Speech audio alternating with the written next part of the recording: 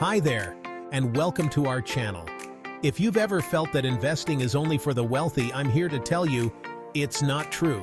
Whether you live in a low-income country or are working with a small budget, you can start building your financial future.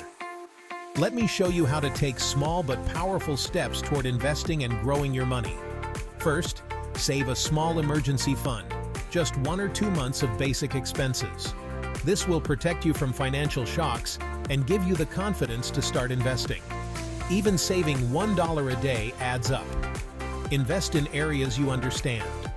For example, if agriculture is common in your area, consider investing in farming tools or seeds. If there's a small business idea you believe in, like selling snacks or services, start small and grow step by step. Some apps let you invest in government bonds or stocks with as little as $10.